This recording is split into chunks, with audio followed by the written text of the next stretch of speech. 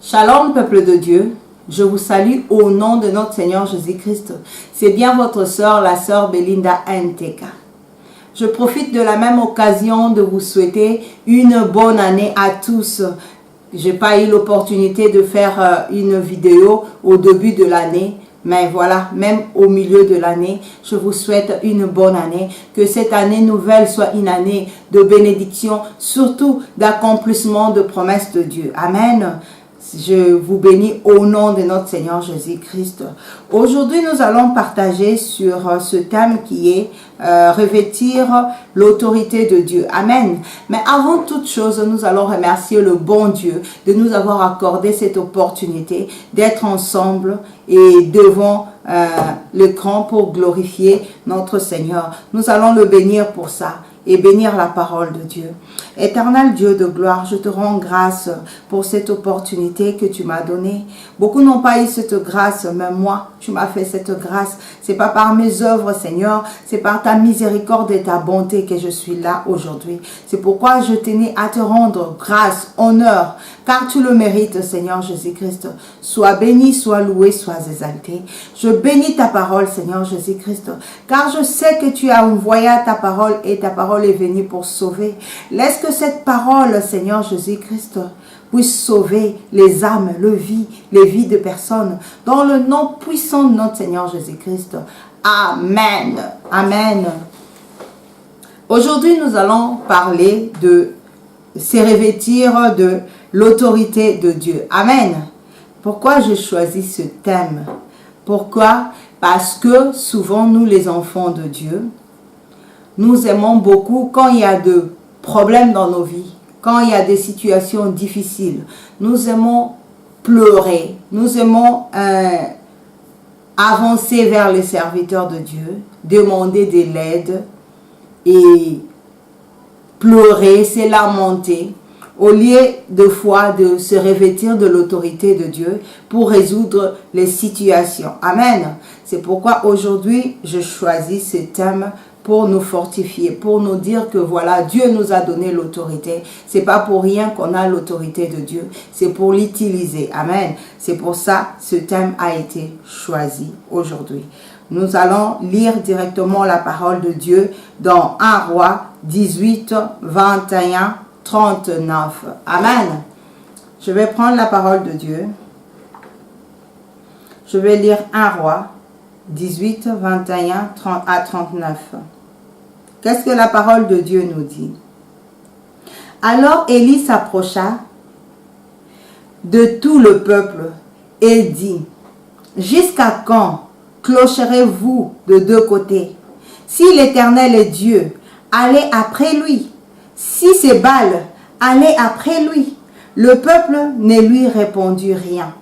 Et Élie dit au peuple, « Je suis resté seul de prophète de l'Éternel. Et il y a 450 prophètes de Baal. Que l'on nous donne deux taureaux, qu'ils choisissent pour eux l'un de taureaux, qu'ils le coupent par morceaux et qu'ils le placent sur le bois sans y mettre le feu. Et moi, je préparerai l'autel, l'autre taureau, et je le placerai sur le bois sans y mettre le feu. Puis invoquez le nom de votre Dieu, et moi j'invoquerai le nom de mon Dieu, de l'Éternel. Le Dieu qui répondra par le feu, c'est celui-là qui sera Dieu. Et tout le peuple répondit en disant, c'est bien.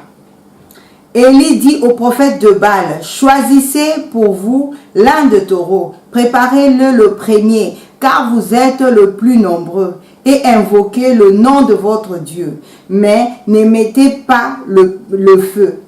Ils prirent le taureau qu'on leur donna, et préparèrent, et ils invoquèrent le nom de Baal, depuis le matin jusqu'à midi, en disant, Baal, réponds-nous. Mais il n'y eut ni voix, ni réponse. Et ils sautaient devant l'autel qu'ils avaient fait. À midi, Élie se moquait d'eux. et dit, criez à haute voix, puisqu'il est Dieu. Il pense à quelque chose, ou il est occupé, ou il est en voyage. Peut-être qu'il dort, et il se réveillera.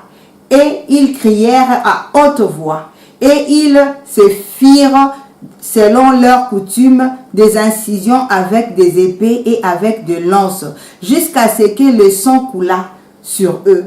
Lorsque midi fit passer, ils prophétisèrent jusqu'au moment de la présentation de l'offrande.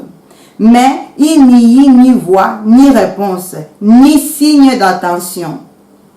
Élie dit alors à tout le peuple, « Approchez-vous de moi. » Tout le peuple s'approcha de lui, et Élie rétablit l'autel de l'Éternel qui a été renversé. Il prit 12 pierres d'après le nombre de tribus de fils de Jacob, auquel l'Éternel avait dit, « Israël sera ton nom. » Et il bâtit avec ces pierres un autel au nom de l'Éternel. Il fit autour de l'autel un fossé de la capacité de 2 mesures de sémence. Il arrangea le bois, coupa le taureau par morceaux et le plaça sur le bois. Puis il dit, « Remplissez d'eau 4 cruches et versez-le sur l'holocauste et sur le bois. Faites-le une seconde fois. » Et ils le firent une seconde fois. Il dit, faites-le une 3e fois. Et ils le firent une 3e fois. L'eau coula autour de l'autel et l'on remplit aussi d'eau le fossé. Au moment de la présentation de l'offrande, Élie le prophète s'avança et dit, « Éternel Dieu d'Abraham, d'Isaac et d'Israël, que l'on sache aujourd'hui que tu es Dieu en Israël, que je suis ton serviteur et que j'ai fait toutes ces choses par ta parole.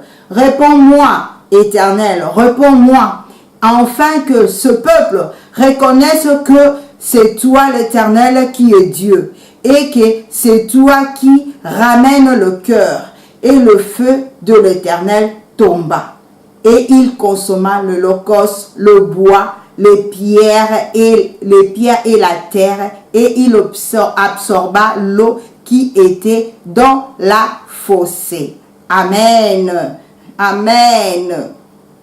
Quand tout le peuple vit cela, ils tombèrent sur leur visage et dirent, « C'est l'Éternel qui est Dieu, c'est l'Éternel qui est Dieu. » Amen. C'est la parole de Dieu. Amen. Ici, nous voyons que la Bible nous relate l'histoire du prophète Élie. Élie qui était le prophète de Dieu. À cette époque-là, le prophète de Dieu était persécuté parce que le roi qui était en place, sa femme Jézabel, avait comme Dieu les idoles. Ils utilisaient les idoles, ils préféraient les idoles que le Dieu vivant. Donc du coup, le serviteur du Dieu vivant était persécuté. Et il y avait ceux qui étaient tués. Et il y avait ceux qui étaient cachés. Mais il y avait un de serviteurs qui n'était pas caché et qui n'était pas tué, c'était Élie, le prophète de Dieu.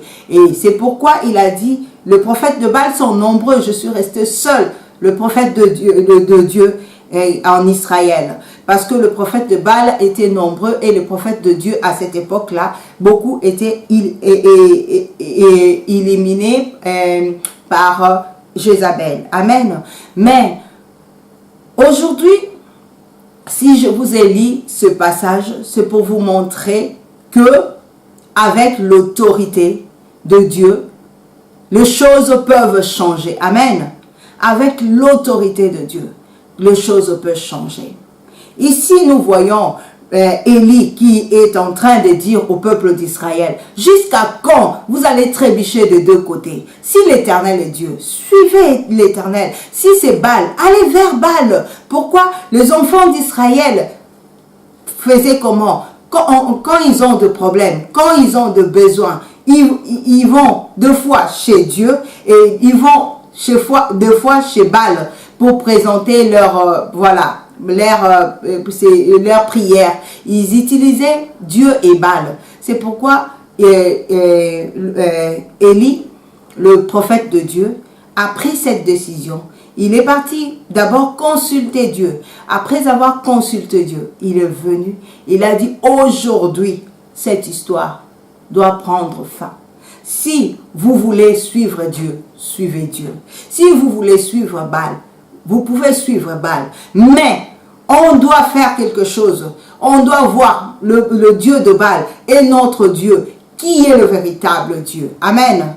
Pourquoi Élie avait choisi de relever ces défis? Parce que Élie savait que son Dieu était le véritable Dieu. Il savait que son Dieu était capable de relever quelconque défi. Il savait que rien n'était impossible devant Dieu. Il savait qu'il avait le Dieu Tout-Puissant. Il savait qu'il n'avait rien à craindre. C'est pourquoi même il avait demandé de remplir l'eau, de mettre l'eau dans la fossée, de remplir. Parce qu'il savait que même s'il y avait l'eau, même si l'holocauste était dans l'eau, ce Dieu-là pouvait consumer l'holocauste et l'eau en même temps. Il savait la capacité de son Dieu. Aujourd'hui, qu'est-ce qui nous arrive, enfants de Dieu? Nous ne savons plus à qui nous avons cru.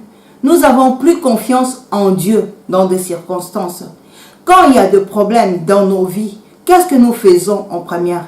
Nous prions, il y a de ceux qui prient, oui, mais il y a de ceux qui vont directement chercher des solutions ailleurs. Ils courent, ils disent, bon, je veux aller chez ce prophète-là qui va me prophétiser, peut-être il va me dire ce qui m'arrive. Je veux aller là-bas, je vais aller consulter des fois des personnes qui n'ont pas Dieu. Mais toi-même, tu as oublié que tu es enfant de Dieu.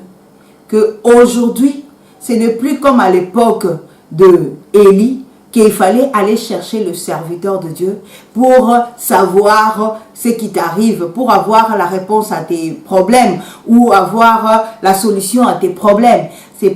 Aujourd'hui, ce n'est pas la même chose. Aujourd'hui, la même capacité qu'un serviteur de Dieu a. Toi aussi, enfant de Dieu, tu l'as. Et il suffit d'avoir confiance en Dieu parce que le Seigneur Jésus-Christ nous avait déjà donné l'autorité. Amen. L'autorité sur toutes choses. C'est pas seulement sur le diable, mais sur toutes choses, nous avons autorité. Le Seigneur Jésus-Christ nous l'a prouvé en venant sur terre. Il a pratiqué l'autorité de Dieu sur toutes choses. Il a parlé à la mer, au vent, et le vent s'est arrêté. Il a parlé au paralytique, le paralytique s'est levé. Il a fait des choses incroyables, mais par l'autorité de Dieu. Il a dit à Lazare dans sa tombe, il a dit, Lazare, sors de ta tombe. Et Lazare est sorti de sa tombe pour dire que l'autorité de Dieu et l'arme efficace. Amen. C'est pourquoi le Seigneur Jésus-Christ nous avait dit, je vous donne l'autorité sur le serpent, sur le scorpion. Parce qu'il savait que nous avons besoin de l'autorité de Dieu pour avancer dans les choses de Dieu. Amen. Aujourd'hui, les enfants de Dieu, nous prions, bien sûr. Mais en cas de problème, qu'est-ce que nous faisons? Nous restons là, bras croisés, à continuer à supplier Dieu. Seigneur, sauve-moi de cette situation. Seigneur, sors-moi de cette situation. Nous avons vu Élie. Il a dit, non, je ne veux pas rester calme. Je ne veux pas rester calme. Je dois démontrer que c'est moi qui ai le Dieu Tout-Puissant. Et toi, ma soeur, toi, mon frère qui pleure devant les situations, devant le problème, démontre que tu as le Dieu vivant. Démontre que tu as le Dieu qui a créé le ciel et la terre par sa parole. Amen. Il suffit d'y croire et déclarer les choses. Tu verras la gloire de Dieu. L'autorité de Dieu. Dieu nous a donné autorité sur toutes choses. Sur toutes choses. Au début même, au commencement du monde déjà, Dieu avait donné l'autorité à l'homme sur toutes choses. C'est pourquoi il avait dit à l'homme, il a amené chaque chose qu'il avait créée devant l'homme. Il a dit, donne le nom à chaque chose. Pourquoi? Parce qu'il avait déjà donné à l'homme l'autorité. L'autorité sur toutes choses. C'est nous-mêmes c'est l'homme lui-même qui a perdu cette autorité devant toutes choses, devant le diable, par sa désobéissance. Amen. Mais notre Seigneur Jésus-Christ est venu remettre toutes choses en ordre. Il est venu remettre toutes choses en ordre, tout ce que nous avons perdu, l'autorité que nous avons perdue devant le diable, devant toutes choses. Jésus-Christ est venu le rendre. Amen. Nous avons autorité sur toutes choses. C'est cette autorité que le prophète Élie a manifesté devant le prophète de Baal. Amen. Il savait que j'ai l'autorité. Il savait que si je demande à Dieu, parce que la parole de Dieu dit, tout ce que nous demandons en priant par le nom de Jésus-Christ, nous les aurons. Il savait à cette époque que si je demande à Dieu, il va répondre. Même s'il ne connaissait pas son nom, même s'il l'appelait Éternel, le Dieu Tout-Puissant a répondu parce qu'il est fidèle à sa parole. Amen. Il est fidèle à sa parole. Il a dit à Jérémie 33:3, quiconque invoque mon nom, je le répondrai. Il a répondu à Élie parce que Élie a invoqué son nom. Amen. Il a utilisé l'autorité de Dieu. Amen. J'aime aussi l'histoire de David et Goliath. On va lire 1 Samuel 17, 49, 47. Amen.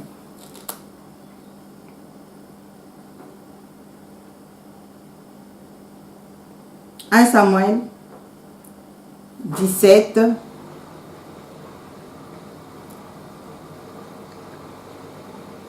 41. 1 Samuel 17, 41. Qu'est-ce que la parole de Dieu nous dit? Les Philistins s'approcha peu à peu de Goliath, et l'homme qui portait son bouclier marchait devant lui. Le Philistin regarda, et lorsqu'il aperçut David, il le méprisa, ne voyant en lui qu'un enfant blanc et d'une belle figure. Le Philistin dit à David, « Suis-je un chien pour que tu viennes à moi avec 2 bâtons? » Et après l'avoir maudit par ses dieux, il ajouta, « Viens vers moi, et je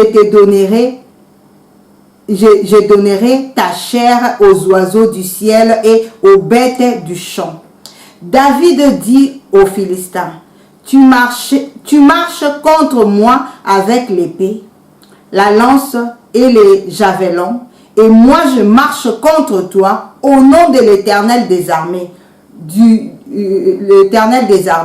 Dieu de l'armée d'Israël, que tu as insulté.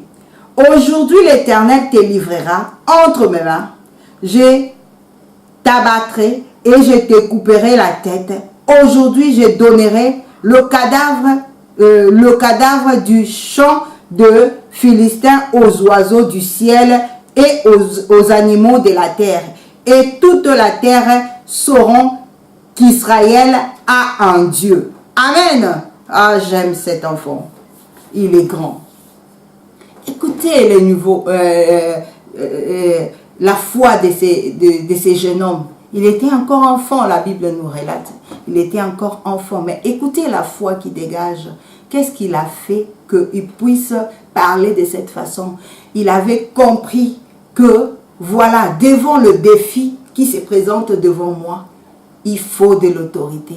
Lui, il a l'épée, il a l'armure. Moi, j'ai rien. Mais c'est que moi, j'ai l'Éternel des armées. Je n'ai pas tous ces instruments. Je ne suis pas un combattant. Je ne suis pas un soldat. Mais je sais que je suis de la race de Zélie. Amen. Il savait qui il était et il savait qui il avait comme Dieu. Il savait que son Dieu était capable de faire tomber même un géant. Même si Goliath était grand. Même si il était un guerrier. Lui, il n'avait jamais pratiqué la guerre. Mais David savait que si je me confie à ce Dieu, et si je mets toute ma confiance à lui, et si je déclare, je lance mon défi aujourd'hui, le Dieu d'Israël, du ciel, va relever ses défis. Pourquoi? Il n'abandonne pas ses enfants.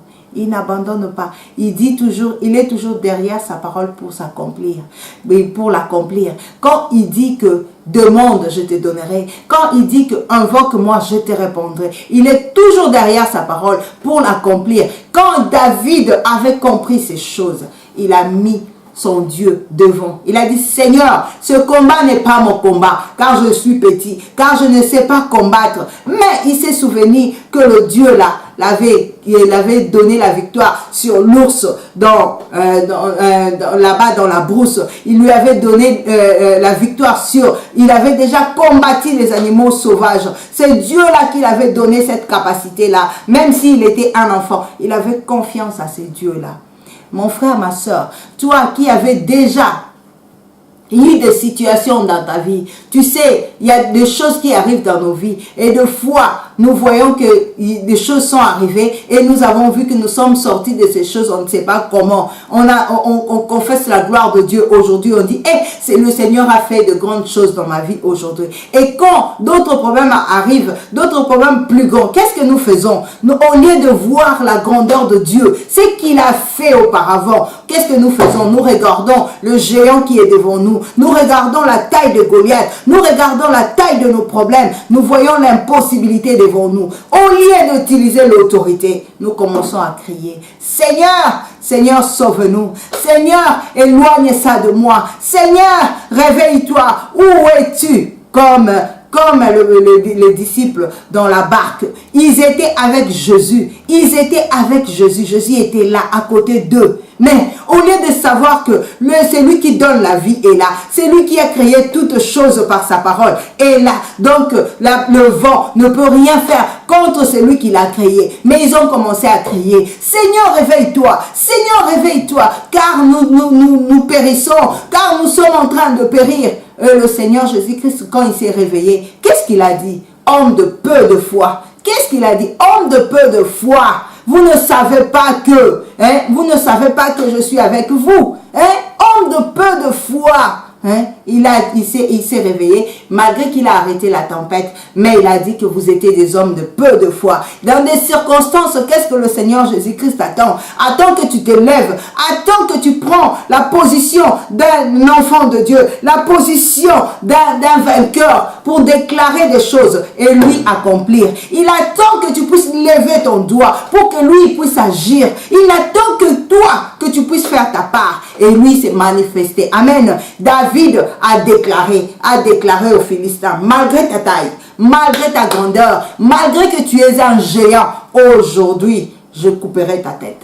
Et le Seigneur a accompli. Amen. Le Seigneur a dirigé ses mains pour avoir la victoire sur Goliath. C'est ce que le Seigneur attend de toi. Tu dois revêtir l'autorité de Dieu, quelle que soit ta situation, quelle que soit ta difficulté. Ma soeur, mon frère, je ne connais pas ton problème. Je ne connais pas tes soucis. Je ne connais pas ce qui te tracasse. Je ne connais pas ce que toi tu crois être impossible. Parce que le mot impossible existe que dans la bouche des hommes. Dieu ne connaît pas l'impossibilité. Tout a été créé par lui. Tout est possible à lui. Il peut faire des choses que les hommes ne peuvent pas faire. Amen. Il suffit d'y croire. Il suffit d'accepter que Dieu est là. Dieu est puissant. Il va agir. Il va agir. Il attend quoi? Il attend que tu puisses lever tes mains. Il attend que tu puisses parler, lever la voix contre la situation qui est devant toi, la situation qui traîne devant toi, qui a duré des années et des années. Ça s'en va pas. Pourquoi? Parce que tu n'utilises pas l'autorité de Dieu. Tu pries, Dieu a dit, bon ma fille, j'ai compris, tu pleures pour cette situation, d'accord, je suis prêt. Dis seulement, parle, parle. Pourquoi Dieu a créé toutes choses? Par sa parole. Il nous a dit, je vous ai créé à mon image, à ma ressemblance. On ressemble à Dieu. Si tu ressembles à Dieu, tu peux faire des choses comme étant Dieu. Dieu a dit à Moïse, va devant Pharaon, je te ferai un Dieu devant Pharaon. Moïse est arrivé devant Pharaon, Dieu l'a fait devenir un Dieu. Il a séparé la mer Rouge en deux parties, c'est que les hommes ne peuvent pas faire. Moïse l'a fait. Pourquoi? Dieu l'avait dit, je te ferai devenir un Dieu. Si tu confesses ton Dieu, si tu as confiance en Dieu, devant les situations, devant le problème, Dieu peut te faire devenir un Dieu. Amen. Il peut te faire devenir un Dieu. Rien n'est impossible à ce Dieu. Rien ne peut l'arrêter. Il suffit seulement d'y croire, de foi. C'est pas la faute à Dieu. C'est ton problème de dire, c'est pas la faute à Dieu. C'est pas parce que Dieu n'agit pas. C'est pas parce que Dieu ne veut pas faire quelque chose. C'est toi qui ne veux rien faire. C'est toi qui ne veux rien faire. Tu continues à pleurer et l'Éternel te regarde et dit, hey, je lui ai donné autorité. Je lui ai donné toutes choses. Revêtis-toi de cette autorité. Lève-toi devant Goliath de ta vie. Lève-toi devant le prophète de Baal qui continue à rire de ton malheur. Lève-toi devant pour démontrer que ton Dieu est Dieu. Ne laisse pas le prophète de Baal continuer à crier victoire sur toi. Ne laisse pas Goliath t'humilier parce que tu n'arrives pas à t'élever. Lève-toi devant la situation. Quel est ton problème? Quel est ton souci? Tu sais que tu peux agir. Tu peux devenir Dieu devant tes problèmes. Tu peux dire, Dieu le Seigneur Jésus-Christ a dit, si tu as la foi, même si ta foi est tout petite, de cette taille, tout petit, tout minuscule, tu peux dire à la montagne, sors et va là-bas, la montagne va obéir. Dieu, le Seigneur Jésus voulait dire, si tu as la foi, tu peux dire à tes problèmes de sortir de ta vie. Ça peut. Le problème peut quitter ta vie. Si tu as la foi, tu peux déclarer les choses et tu vas la voir arriver. Amen. Mes frères et sœurs, ce que je vous demande aujourd'hui, c'est oubliez un peu nos pleurs. Arrêtez de pleurer. L'Éternel n'agit pas. Je priais, je gênais. Ah oui, tu as prié, tu as gêné. Prie, jeûne pour adorer Dieu, pour remercier Dieu. Mais devant les situations, lève-toi, lève-toi. Lève-toi comme David. Lève-toi comme Élie. Parle à la situation. Parle devant le problème. Change ta vie car tu deviens un Dieu. Car le Seigneur Jésus-Christ habite à toi. À l'époque là, Dieu n'habitait pas dans l'homme. Mais aujourd'hui, tu as le Seigneur Jésus en toi. Quel privilège! Tu as celui qui a créé toutes choses en toi. Et quel privilège! Hein? Il faut utiliser. Tu sais, à l'époque, les gens qui ont vu le jeune Goliath, même son frère lui a dit qu'il était orgueilleux. Pourquoi? Pour dire ces choses. Pour croire que tu peux vaincre un géant et toi, minuscule, un enfant, il faut être audacieux. Ah oui, il était audacieux. Comment il pourrait dire ça? Dans la vie réelle, si on regarde, on enlève spirituellement, physiquement, on ne peut pas dire qu'un enfant comme ça, qui parle comme ça avec autorité, il est audacieux. Quelle audace! Comment tu peux dire à un géant comme ça, je peux te faire tomber? Comment? Il faut avoir Dieu. Il faut avoir Dieu. Aujourd'hui aussi, ma soeur, devant les situations, devant les problèmes, mon frère, il faut être audacieux. Il faut parler. C'est en parlant, c'est en prononçant, c'est en disant des choses que nous voyons les choses arriver. Amen. Dieu a dit que la terre soit, la terre fit. Tu peux dire, il a dit Lazare sort. Il nous a dit tout ce qu'il a fait. Si nous avons la foi, nous pouvons le faire même plus. S'il a fait ces choses pour nous montrer l'exemple qu'on est capable. Qu'on est capable. Amen. Luc 10, 19. Le Seigneur Jésus-Christ nous dit, il nous donne autorité sur le serpent, sur le scorpion. Qu'est-ce que cela veut dire? Le Seigneur Jésus-Christ nous donne autorité sur le diable. Amen. Sur le diable et ses démons, ses anges. Devant le problème, devant la situation, le Seigneur te donne autorité. Si quelqu'un le diable a mis des situations devant toi, oh, on a prononcé des choses devant toi, quelqu'un t'a bloqué, oh, t'as fait ça, t'as pas de travail, t'as pas de boulot, appelle à l'existence ce qui n'existe pas. Amen. Parce que tu as un Dieu qui appelle à l'existence ce qui n'existe pas. Tu es capable de le faire. Rien n'est impossible. Rien n'est impossible, mon frère. Rien n'est impossible, ma soeur. Toi qui me suis, toi qui pleures, toi qui tu cherches des solutions ailleurs, calme-toi. Calme-toi. Revêtis-toi de l'autorité de Dieu. Revêtis-toi de l'autorité de Dieu. Et parle aux situations. Amen. Parle aux situations. Les choses impossibles deviennent possibles. Dieu est capable. Dieu est capable de faire de grandes choses. Amen. Je me souviens, je vais donner un petit témoignage. une époque, c'est passé de cela 8 ans. Un petit témoignage que je veux vous donner, c'est passé il y a 8 ans. J'étais enceinte, j'étais partie à l'hôpital comme toute femme. Quand on est enceinte, on part à l'hôpital pour accoucher. J'ai accouché et puis avant j'avais 2 garçons et j'avais demandé à Dieu qu'il me donne une fille. Et Dieu m'avait donné une fille, c'était pour moi. J'avais déjà dit à Dieu, Seigneur, si tu me donnes une fille, je vais l'appeler Jésuna. Parce que j'avais 2 garçons. Je voulais vraiment avoir une fille. Et j'ai demandé à Dieu. Et quand je suis tombée enceinte et je suis allée à l'échographie, on m'a dit que c'était une fille. Pour moi, c'était du bonheur. Je remerciais le Seigneur, je bénis le Seigneur. Mais qu'est-ce qui est arrivé à l'accouchement? J'ai accouché. Après l'accouchement, le médecin vient et me dit, voilà madame, que votre enfant a des problèmes. Moi, j'ai dit, quel problème? Et il me dit, voilà, votre enfant n'est pas né bien, comme tout enfant. Elle a des problèmes, elle a des soucis. Elle est née avec une grosse rate et une grosse foi. J'ai dit, quoi? Elle dit, oui, madame. Et j'ai dit, j'ai paniqué quand j'ai écouté ça. Comme tout le monde, j'ai paniqué à l'instant. Mais j'ai entendu la voix qui parlait en moi. Il dit, Belinda, pourquoi tu paniques? Tu as un Dieu. Et je me suis ressaisie vite fait. Et j'ai commencé à déclarer, à parler, à dire, Seigneur, moi je t'ai demandé un enfant. Je sais que tu es le créateur de toutes choses. Je sais que Seigneur Jésus-Christ, quand toi tu donnes bien. Tu es le créateur, tu as créé l'homme, tu peux créer l'homme sans défaut. Et quand je te demande, je sais que tu donnes jamais. Tu as dit c'est la bénédiction de l'Éternel qui enrichit. Elle ne s'est fait suivre d'aucun chagrin. Je t'ai demandé, donc tu dois me donner quelque chose de bien. Si tu n'allais pas me donner, il ne fallait pas me donner. Mais je sais que si tu m'as donné, c'est elle est complète. Je crois à ta parole et à ta fidélité. Je prie mon enfant, je priais. On nous a transférés directement à le grand hôpital. On est parti là-bas et en arrivant là-bas, on a pris l'enfant, on a commencé à faire des radios par-ci, par-là.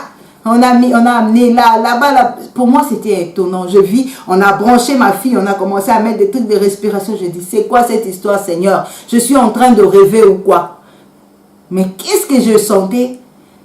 J'avais pas peur. J'avais pas peur. Tout ce que je voyais devant moi, c'était comme si la mise en scène. Je savais au fond de moi que le Seigneur qui m'a donné cet enfant-là est fidèle. Amen. S'il a permis que je puisse avoir cet enfant qui m'a donné, donc personne ne peut me le ravir. Je me suis dit, ah, le diable, c'était un menteur. Je dis, tu mens là. Et moi, je sais que ma fille est bien. Je sais que ma fille est en bonne santé. J'ai commencé à confesser ça.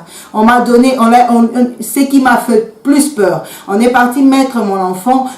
On lui a mis dans des sections de maladies graves. J'ai vu là-bas, il y avait des bébés qui avaient des cancers, des maladies incurables. Je dis, quoi? Ça devient sérieux.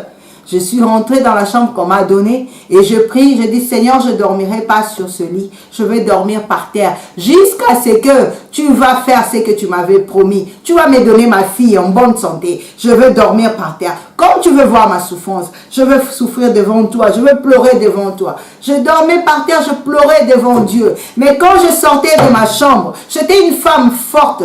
Personne ne savait que j'avais pleuré. Je revenais devant le médecin. Il parlait, j'étais là, je regardais. Et le médecin m'a dit, Madame, votre enfant vraiment est gravement malade. J'ai répondu au médecin, ma fille n'est pas malade.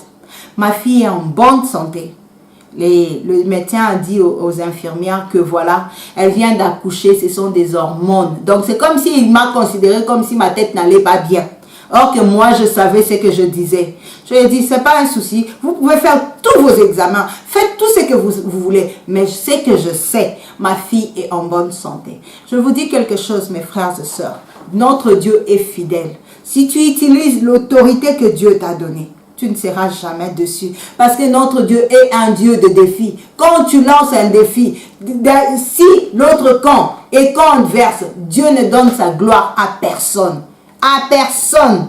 Il ne donne pas sa gloire. Il donne sa gloire à personne. Ce jour-là, je suis rentrée. On a fait l'examen, c'est fini. Dieu est bon. Je veux sauter. Je ne vais pas donner tout le témoignage, c'est grand. Ça a duré un certain temps que j'allais à l'hôpital, certains sont, il fallait donner l'enfant de médicaments pour qu'il puisse vivre parce que son foie, il faut faire fonctionner son foie, ça rate. Mais un jour, on est assis dans le canapé, moi et mon mari, on a regardé l'enfant, on a dit, notre Dieu est fidèle. Nous n'allons pas les donner ces comprimés. Nous n'allons pas donner toutes ces choses qu'on donne parce qu'elle est en bonne santé.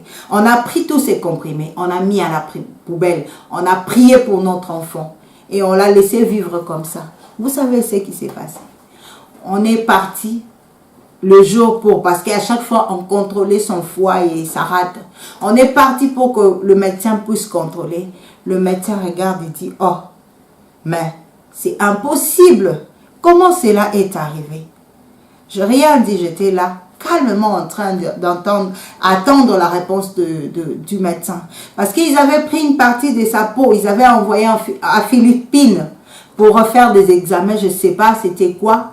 Et on attendait la réponse. Le médecin a dit, malgré que sa foi est revenue en place, malgré sa rate est revenue en place, mais il faut qu'on attende la réponse finale pour savoir réellement si elle est guérie, réellement si elle n'est pas malade. Je suis rentrée avec ma fille, je continuais à prier et à rendre gloire à Dieu parce que moi je savais que ma fille était en bonne santé. Et on nous a appelés, on est parti et le médecin sort tout ce qu'il avait fait. Et des photos, des analyses et tout. Il me dit, madame, c'est impossible. Votre fille, normalement, elle devait être malade. Mais c'est impossible. Elle n'est pas malade. Je dis, messieurs, je vous avais dit, ma fille n'est pas malade. Ma fille est en bonne santé. Amen. Mais tous les enfants qui avaient le même cas que elle étaient malades, sont restés là-bas. Je vous dis, notre Dieu est un Dieu de fidélité. Amen. Si tu utilises l'autorité, j'ai utilisé l'autorité que Dieu m'avait donnée. J'ai utilisé la foi. J'ai dit, je sais que mon Dieu va agir. Parce que s'il promet, il réalise. S'il avait dit, il va me donner une fille. Il ne m'avait pas dit qu'il va me donner une fille malade. Il m'avait dit qu'il va me donner une fille. S'il donne, il donne quelque chose de bon. Donc, notre Dieu donne des choses bonnes. Donc, à chaque fois que vous avez des situations, à chaque fois que vous avez des problèmes, sachez que le Dieu Tout-Puissant est capable. Mais il suffit de faire ta part. Il suffit de revêtir l'autorité de Dieu. Parler comme Dieu. Amen. C'est pourquoi la Bible dit, sans la foi, personne ne peut être agréable à Dieu. Pour revêtir l'autorité de Dieu, il faut avoir la foi. Donc, sans la foi, personne ne peut être agréable à Dieu. Nous croyons à Dieu par la foi. Tout fonctionne par la foi. Amen. Si tu sais que Dieu agit par la foi, tu peux faire de grandes choses par la foi. Amen. Tu peux déclarer des choses, appeler à l'existence ce qui n'existe pas. Tu vas le voir s'accomplir parce que ton Dieu est le Dieu de choses impossibles. Amen. Et le Dieu qui appelle à l'existence ce qui n'existe pas. C'est ça mon partage aujourd'hui. Je tenais à partager avec vous ces thèmes pour nous fortifier et demeurer fermes devant le Seigneur, quelle que soit la situation, quel que soit le problème. Sache que, ma soeur, mon frère, Dieu attend que tu fasses le premier pas. Dieu attend que tu t'élèves contre la situation qui est devant toi. Dieu attend que tu puisses déclarer des choses et lui accomplir. Amen. Dieu attend que tu puisses déclarer et lui il va accomplir. Fais le premier pas. Lève-toi, arrête de pleurer, arrête de courir de gauche à droite, de chercher des pasteurs, des prophètes pour qu'ils puissent prophétiser. On peut prophétiser pour toi, on peut te dire des choses, on peut te donner des visions, des trucs, mais pour que cela s'accomplisse, tu dois faire ta part, tu dois t'élever, tu dois faire, c'est pas seulement prier devant la situation, prendre des décisions et parler à la situation. Tu as prié, tu es chômeur, tu cherches le travail, tu ne trouves pas. Prie et déclare que tu as un travail et commence, pense dans tes pensées, je veux être quoi? Et vas-y directement au but. Amen. Si tu crois, tu verras la gloire de Dieu. Tu n'as pas des enfants, tu es stérile, tu as besoin des enfants. Prie, crois au Dieu qui t'a créé. S'il t'avait créé, il est capable de te donner des enfants, même si tu n'as pas de trompe. Il est capable de régénérer les trompes qui ne marchent pas. Il est capable de toutes choses. Crois seulement, commence à visionner, commence à te voir enceinte, commence à voir Comment tu vas prendre ton bébé en bras? Commence à croire. Dieu est le Dieu des choses impossibles. Il suffit d'y croire. Appelle à l'existence ce qui n'existe pas. Tu as besoin de quoi? De mariage. Commence à penser. J'ai l'alliance à ma main. J'ai l'alliance. Je suis marié. Je suis marié. Je suis marié. Commence à voir. Commence à le visionner. Dieu est capable. Amen. Ne limitez pas Dieu. Et ne limitez pas votre foi. Qu'est-ce que la Bible dit pour la foi dans Hébreux 11:1? Qu'est-ce que la Bible dit? La foi est une démonstration de celle qu'on ne voit jamais. Amen. C'est une démonstration de celle qu'on ne voit jamais. Pour les hommes, la foi, c'est la folie. Mais pour Dieu, c'est pourquoi sans la foi, personne ne peut être agréable à Dieu. Pour les hommes, c'est la folie. Mais pour Dieu, c'est ce qu'il faut faire. Croire. Tu as besoin de quelque chose, commence à visionner, commence à croire, amen, commence à voir la chose arriver et tu vas le voir arriver. Que Dieu vous bénisse, amen.